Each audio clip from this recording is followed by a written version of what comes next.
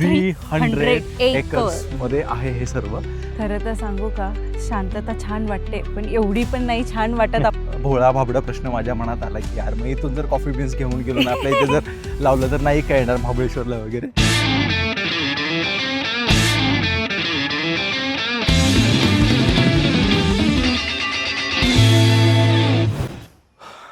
आजचा आपला दुसरा दिवस आहे इथे आणि दुसऱ्या दिवशी सुद्धा एक गोष्ट सेम कॉन्स्टंट आहे, ती म्हणजे आम्ही वरून सगळी तयारी करून खाली येतो, निघायची तयारी करतो.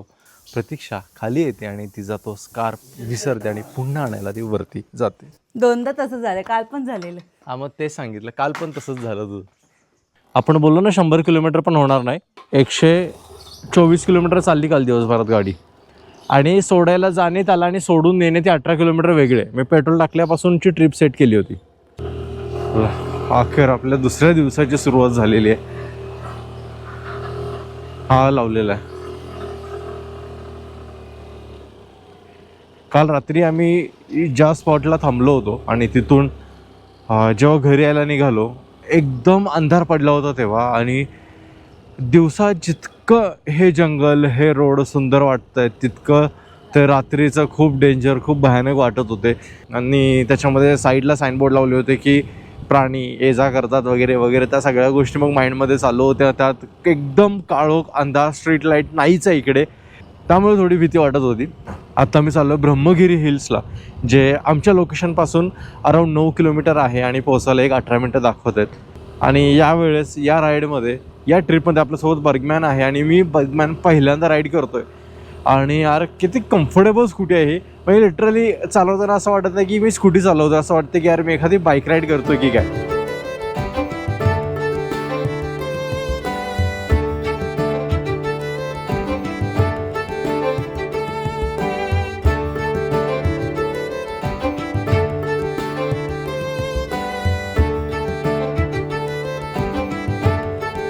आम्ही घरून फ्रेश मुंडी निघालो होतो आज ब्रह्मगिरी हिल्स बघायला. पण कदाचित गुगल मॅप आज आमची पेशन्स लेवल टेस्ट करत होता, कारण ज्या ठिकाणी ब्रह्मगिरी आम्हाला दाखवत होतं तिथे पोहोचल्यावर आम्हाला समजलं की नाही, हे काहीतरी वेगळं आहे, आम्ही कुठेतरी चुकलोय. पण आता इतकं फिरत आम्ही पुढे आलो होतो की इथून माघारी जाण्यासाठी आमचा इगो हर्ट झाला होता. म्हणून आम्ही पुढे अजून काय आहे बघण्यासाठी थोडा पुढे प्रवास करायचं ठरवलं. थोडंसं आम्ही रस्ता भटकून पुढे आलोय, म्हणजे जिथे लोकेशन एंड झाली तिथं आजूबाजूला काय वाटलंच नाही थांबण्यासारखं. तर एकदा विचारूया आपण कोणाला तरी आणि आपल्या योग्य त्या लोकेशनला आपण जाऊया. पुढे गेलो, थोडा छान रोड लागला. त्याहून थोडं पुढे गेलो, अचानक रोड खराब लागला. अजून त्याहून पुढे गेल्यावरती रोडच नाही लागला, पूर्णपणे ऑफ रोड होता. आणि तिथून बाईक राईड करत शेवटी आम्ही काही लोकांना विचारलं, Brahmagiri hill, hello Brahmagiri hill कितना दूर है, कहाँ पर है वो पॉइंट? हाँ 8 किलोमीटर. आणि त्यांनी सांगितलेल्या एका ठिकाणी पोहोचलो. ठीक है, स्कूटी जाएगी, बाय वॉक करके जाना पडेगा. खूपच आतमध्ये प्रॉपर्टी आहे यांची. या सगळ्या स्टाफच्याच गाड्या असणार आहेत. आता माहीत नाही नक्की. चल बोल बोल. खरं तर सांगू का, शांतता छान वाटते, पण एवढी पण नाही छान वाटत. आपल्याला सवय आहे सतत माणसं, सतत गाड्या बघायची. एका पॉईंट नंतर हे सगळं हॉन्ट करतं की कोणच दिसत नाही आहे, कोणच दिसत नाही. नाही राहू शकत बाबा असं. एवढं तर कळलं आहे, माणसं दिसायला पाहिजेत, गाड्यांचा थोडाफार आवाज आला पाहिजे. आणि शेवटी आम्ही पोहोचलो या ठिकाणी. हॉनेस्टली सांगायचं तर इतकं काही खास नव्हतं. म्हणजे एवढं फिरलो, रोड नाही, डिरेक्शन नाही, आणि शेवटी मिळालं काय, हा ठीकठाकचा व्ह्यू. तेव्हा लक्षात आलं कधी कधी गुगल मॅप नाही तर आपली ओव्हर एक्सपेक्टेशनच चुकवते. आम्ही निघालो होतो ब्रह्मगिरी हिल्ससाठी आणि पोहोचलो एका रॅन्डम ठिकाणी. पण खरं सांगतो, या सगळ्या गोंधळात जी मजा आली ती कदाचित परफेक्ट प्लॅनमध्ये कधीच आली नसती. जेव्हा तुम्ही कुर्गचे काही प्लेसेस एक्सप्लोर करायला येतात, त्याच्यामध्ये ब्रह्मगिरी हिल्स व्ह्यू पॉईंट आणि ब्रह्मगिरी हिल्स असे 2 प्रकार येतात. व्ह्यू पॉईंट म्हणजे हा जो आत्ता आम्ही आलोय, एक्स्ट्रीम ऑफ रोड करून लांबून बघू शकतो, आणि हिल्स जे ट्रेकिंग करून जाऊ शकतो. सो ट्रेकिंग करणारा पॉईंट आहे एक 40 किलोमीटर अंतरावर. छान आहे, कुणाला ट्रेकिंग करायचं तर तिकडे जाऊ शकता, पण तुम्ही अकॉर्डिंगली प्लॅन करा, कारण की मॅप तुम्हाला थोडंसं कुठे मिसगाईड करू शकतो ह्याच्यामुळे. एवढी मेहनत घेऊन आम्ही या पॉईंटजवळ आलो, बट पॉईंट बघता ज्या लोकांना एकांताची सवय असते त्या लोकांना हा पॉईंट आवडू शकतो, बट सगळ्यांनाच आवडेल असं नाही. जसं की आता प्रतीक्षाला आवडला नाही, मला ठीक वाटला, पण आम्ही म्हणू म्हणजे शकतो छान आहे पण थोडंसं रिस्की आहे.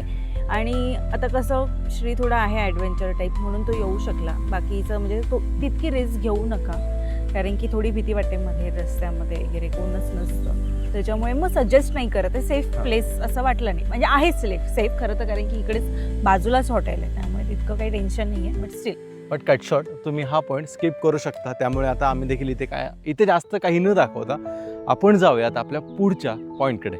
आपला पहिला पॉईंट तर फसला, पण इथून पुढची सगळी ट्रिप सुखरूप व्हावी, व्यवस्थित व्हावी, त्यासाठी आम्ही आलोय आता एका मंदिरामध्ये. आपण पोहोचलोय आता या ओंकारेश्वर मंदिरामध्ये. इथे एंट्रीसाठी डिसेंट ड्रेस घालून येणं खूप गरजेचं आहे, कारण मंदिराचे रूल थोडे स्ट्रिक्ट आहेत. कुर्गमधलं हे एक असं मंदिर आहे ज्याचं डिझाईन पाहिलं की प्रश्न पडतो की हे खरंच मंदिर आहे का, कारण याचं आर्किटेक्चर खूप वेगळं आहे, थोडं साऊथ इंडियन आणि थोडं इस्लामिक स्टाईल. पण यामागची स्टोरी अजून इंटरेस्टिंग आहे. राजा लिंगराजेंद्र यांच्याकडून एक चूक झाली होती. चुकून त्यांच्या हातून एका ब्राह्मणांची हत्या झाली आणि त्या गिल्टमुळे त्यांना शांतता मिळत नव्हती. मग त्यांनी काशीवरून शिवलिंग आणलं आणि हे मंदिर बांधलं. आणि आज हे फक्त मंदिर नाही तर एक रिमाइंडर आहे की कधी कधी चुकीतूनही काहीतरी चांगलं निर्माण होऊ शकतं. चलो बाय. हाँ मिलते हैं, चलो हाँ मिलते हैं, चलो बाय. ओंकारेश्वर मंदिराच्या बाहेर आम्ही होतो. MH46ची कार दिसली प्रतीक्षाला आणि तिने थांबवलं की म्हणजे तिने मला दाखवलं की ती कार. मग MH46 यार पनवेल अशी कोणती माणसं भेटली की खूप छान वाटतं, खूप बरं वाटतं. आणि तेवढ्यात माझ्या सवयीप्रमाणे मी जाऊन बोललो त्यांच्याशी आणि कळालं की ते रसायनीचे होते आणि बराच वेळ गप्पा मारल्या, बराच वेळ बोलले. ते ॲक्च्युअलमध्ये साऊथ इंडियन साऊथ साईडचे होते.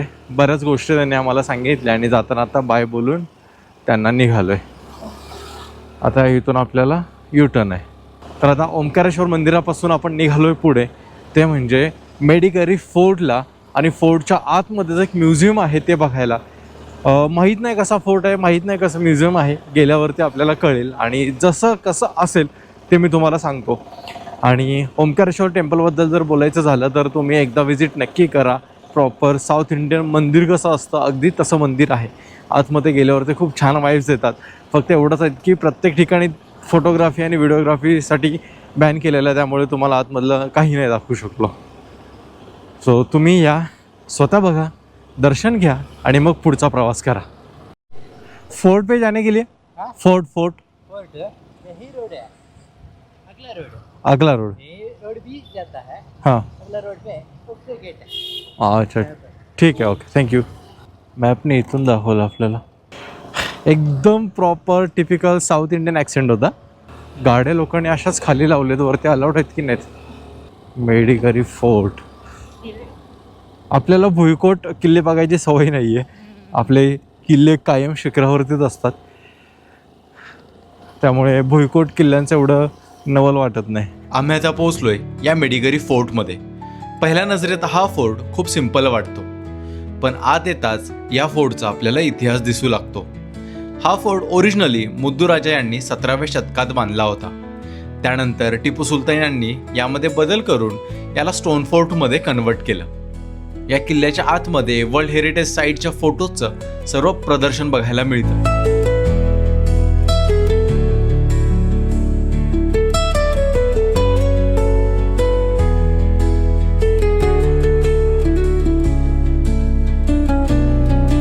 तुम्ही जर फक्त येऊन फोटोज काढले तर काही खास मिस तुम्ही करणार नाही, पण थोडं जर एक्सप्लोर केलं तर हिस्ट्री तुम्हाला नक्कीच फील होईल.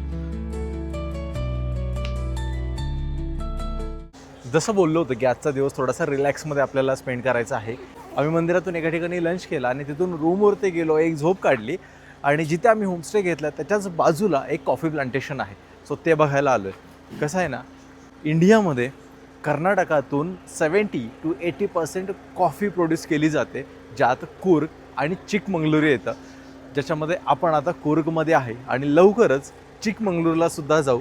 कुर्गला तसं प्रतीक्षाला यायचं होतं तसं चिकमंगळूरला मला जायचं आहे. Yes. सो आपण पावसाळा संपल्यानंतर चिकमंगळूरचा सुद्धा प्लॅन करू शकतो. करूया हो. ते देखील खूप छान सुंदर असं हिल स्टेशन आहे. कुर्ग थोडंसं वेल नोन आहे, चिकमंगळूरबद्दल लोकांना जास्त माहीत नाही आहे. हम्म. त्यामुळे आपण नक्की चिकमंगळूरला जाऊ. तर आता आम्ही कॉफी प्लांटेशनला आलो आहे. इथे जर तुम्ही आलात तर इथे तुम्हाला पर पर्सन इथे आपल्याला कॉफी टूर प्लांटेशनसाठी 200 rupees per person fees pay करावी लागते. पण आपण ज्याच्याकडून बाईक घेतली आहे ना त्याच्याकडून आपल्याला तब्बल 25% डिस्काउंट मिळालं आहे आणि आपण फक्त 300 रुपीज पे केलेले आहेत तिकिटाचे. तर हे माउंटन व्ह्यू कॉफी प्लांटेशन आहे जिथे तुम्ही सुद्धा येऊ शकता आपला व्हिडिओ बघून. कॉफी प्लांटेशनच्या टूरसाठी निघालो आहे. तर आपल्याला एक गाईड भेटणार होता. तर हाच आहे तो गाईड आणि या गाईडचं नाव आहे Ashiq. Hello Ashiq. Hello, how are you? तो खूप लाजतोय. अच्छा, तर कॉफी प्लांटेशन के बारे में ना थोड़ा डिटेल में बताना हमें. आप लोग ये देख रहे हैं ना, यही कॉफ़ी प्लांट्स आता है. मतलब आपको इंडिया में 2 टाइप्स ऑफ कॉफ़ी ग्रो करते हैं, अरेबिका एंड रोबेस्टा. ये रोबेस्टा कॉफ़ी आते हैं, high caffeine coffee. A grade coffee arabica आते हैं क्योंकि अरेबिका कॉफ़ी लेस कैफेन आते हैं. एंड आपको कॉफ़ी मार्च टाइम के लिए ब्लूमिंग आने के लिए स्टार्ट होता है. जैस्मिन टाइप फ्लावर आते हैं एंड वो फ्लावर ड्राई होने के बाद आपको बेरीज आने के लिए स्टार्ट होते हैं. इधर देख सकते हो छोटा छोटा बेरीज आ रहा है. अब ये ग्रीन स्टेज में दिसंबर एंड में पूरा ग्रेप्स का साइज़ में आता है एंड कलर भी सेम ग्रेप्स का जैसे रहता है, रेड कलर रहता है. वो जनवरी में हार्वेस्टिंग करके 10 to 15 डेज सन ड्राई करना पड़ता है. उसके बाद पल्पिंग मशीन के अंदर डाल के स्किन रिमूव करते हैं. वो स्किन है ना वेस्ट नहीं होते. स्क्रब्स, वाइन, फेस पैक्स के लिए यूज़ कर सकते हो. एंड उसके अंदर 2 सीड्स रहते हैं. वही ग्रीन कॉफ़ी मेडिसिनल वैली के लिए यूज़ करते हैं. एंड आपको नेचुरल रोस्टिंग प्रोसेस करने के बाद ही कैफे अरोमा पूरा ऐड होता है. एंड आप लोग चिकोरी के बारे में सुना है? कॉफ़ी में अडल्ट्रेशन होता है. चिकोरी मतलब रूट का पाउडर आता है. गुजरात में ज़्यादा ग्रो करते हैं, स्वीट पोटैटो का जैसा. मतलब रोबेस्टा कॉफ़ी का कैफेन बैलेंस करने के लिए चिकोरी डालते हैं. मैक्सिमम आपको 10% ऐड कर सकते हो. कंपनी प्रॉफिट के लिए ज़्यादा डालते हैं, 30, 40, 50. मोर देन 10% हेल्थ के लिए अच्छा नहीं रहता है. एंड आपको देख सकते हो बाहर से पूरा कॉफ़ी लेते हैं ना, 5 मिनट ओपन रखो, मॉइस्चर लग जाते हैं, स्टिकी हो जाते हैं. वो पूरा चिकोरी की वजह से. प्योर कॉफ़ी के लिए एक्सपायरी नहीं आता. आपको कितना साल भी यूज़ कर सकते हो, मॉइस्चर कुछ भी नहीं लगता है. जादागड के चिकोरी इंस्टंट कॉफी में यूज करते हैं ना, Instant में use होता है. 2 वाल्या पाऊच मध्ये करतात जास्त करून. तर आता हे जसं चिकोरीबद्दल बोलले ना, ती चिकोरी ना इन्स्टंट कॉफीमध्ये जास्त करून वापरतात. आणि तुम्ही जर बघाल 2 वाले जे पाऊच असतात त्यावरती सुद्धा Arabica लिहिलेलं असतं coffee की येतं. एवढ्या एवढ्या पर्सेंटमध्ये चिकोरी यामध्ये ये वाला आहे म्हणून. डिफरेंस देख सकते तर हो. त्यामुळे मी त्यावरून शिफ्ट झालो आता हे आणि घरी माझ्या प्रॉपर कॉफी सेटअप बनवलाय. कॉफी बीन्स आहेत माझ्याकडे Arabica आणि single त्याच stem थ्रू में आता है. मी Around कॉफी 8 to 9 बनवतो feet डेली. तक height मी जाता पितो, है. प्रतीक्षाला Robusta पाचतो. माझ्या घरी coffee पूरा सगळ्यांना umbrella के जैसे सवय लागली spread माझ्यामुळे होता है, bush type फ्रेशली में आता है. कॉफी And बीन्सची Arabica का कॉफी leaves प्यायची. छोटा आता है. या समोर झाडाला तुम्हाला थोडेसे कॉफी बीन्स दिसतील. सीझन केलेला आहे कॉफी बीन्सचा, बट हे कसं कॉफी प्लांटेशनची टूर असल्यामुळे त्यांनी त्या कॉफी बीन्स ठेवलेल्या आहेत तिथे. आणि आज पहिल्यांदा मी कॉफी बीन्स बघतोय अशा. हे जे तुम्ही समोर छोटे छोटे बी बघताय ना, तर हे आहेत काळी मिरी. आणि त्याचं जर आपलं पान बघाल महाराष्ट्राचं. त्याला आपलं जे पान असतं खाऊचं पान, अक्षरशः त्या पानासारखं हे पान दिसतं. आणि ते झाड वेल बेसिकली वेल आहे तो, कशाच तरी सपोर्टनीच वर चढतो आणि मग त्याला तशा त्या प्रकारच्या मिऱ्या लागतात. तर मित्रांनो, माझ्या पाठी जे तुम्हाला झाड दिसतंय, हे जे झाड आहे या झाडाचा 2 प्रकारे वापर केला जातो. जसं की पहिलं म्हणजे त्याला चालेल ते जसं की पहिलं म्हणजे ही जी पानं आहेत ह्या पानाचा वापर तेजपत्ता म्हणून केला जातो. आणि हे जे झाड आहे या झाडाच्या सालीचा वापर दालचिनी म्हणून केला जातो. सो एका झाडापासून 2 मसाले काढले जातात आणि हे मला आत्ता कळले. तुम्हाला जर माहीत असेल पहिल्यापासून तर मला खाली कॉमेंट करून सांगा, पण मला हे पहिल्यांदाच कळालं. तर आम्ही इथून दालचिनीची पानं तोडून घेतोय. तिच्या वॉलेटमध्ये ऑलरेडी तेजपत्त्याचं पान होतं आणि हे फ्रेशली आम्ही को smell कर सकते हो. तेजपत्त्याची अभी काही light smell पानं आएगा, घेतलेत. कट किया ना. कसा स्मेल आहे?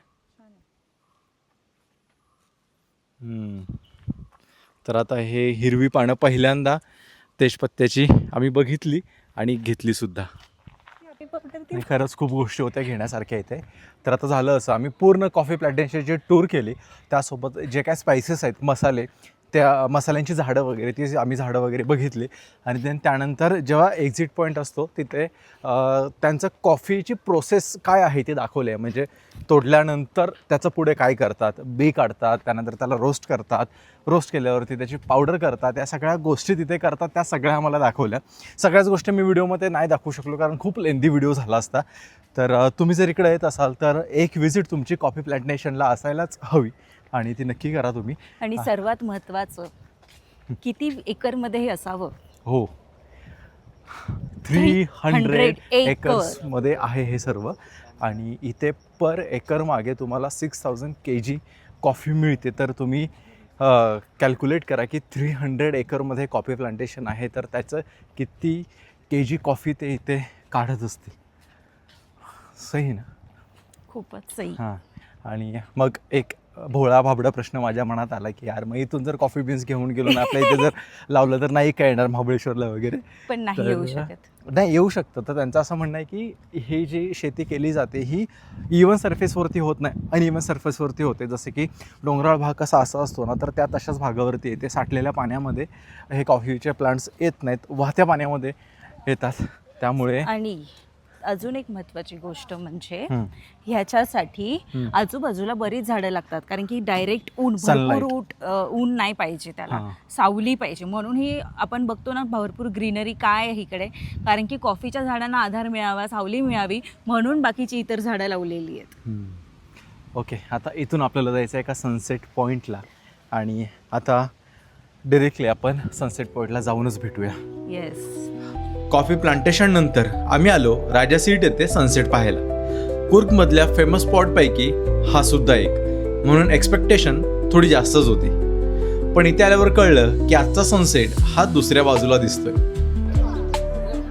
आम्ही होतो कॉफीच्या मेळ्यात आणि तिकडून शॉपिंग न करता सनसेट मिस होऊ नये म्हणून घाईघाईत निघालो.